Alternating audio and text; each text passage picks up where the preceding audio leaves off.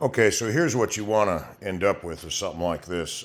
This is on a rolling cart, so it wheels around wherever I need it. But it's just a box. This ugly finish on it is epoxy. That's why it's ugly.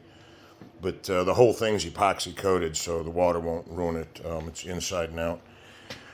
There's the old drill press motor I was talking about, and you can see all the white crap on it. That's the slurry and stuff that gets on it. The new one has this divider here that the old one didn't have to help protect that motor.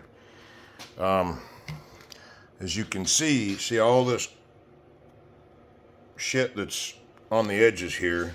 This is what I was talking about. When you do this, it makes a hell of a mess. But what we've got is I've got a little timer here, and this gets me 2 minutes.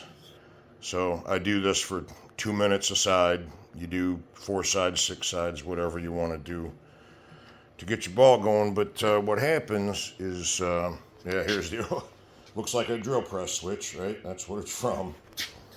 But you turn that on, and there goes the ball. And you need, sorry, I'm trying to film and do this all at the same time. You need this gadget here to put on the ball. This is, I'm trying to show you here. This holds these Abralon pads, which are the equivalent of sandpaper. Here's a 4,000 grit one. So when you hear about a bowling ball being polished up to 4,000 grit, that's what was used. And this little thing has got the right radius on it for the ball. You flip that on, and you squirt. It needs 2 hands, but you squirt with water while you're doing this jazz with it, and that gets the surface like you want it. Then you stop it, rotate the ball, and do the next. To try and do something like this, sitting on top of the pulley on a drill press is completely a no-go.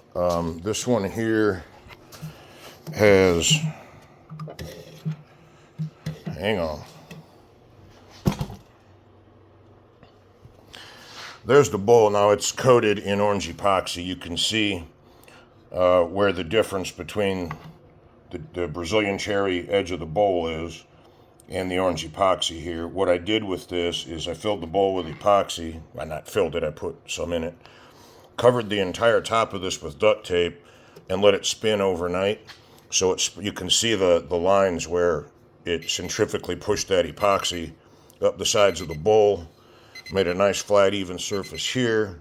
In the morning it was cured. I stopped it, took the tape off, and then took turning tools and used this like an in-place lathe and smoothed off the edges and so on and so forth. And there's my timer telling me I was done with my 2 minutes. But this is the kind of thing you're going to want. That bowl, it's really hard to see in here, but that bowl is a big, thick, at one time, square block of wood that I turned into this bowl, and it's mounted underneath there.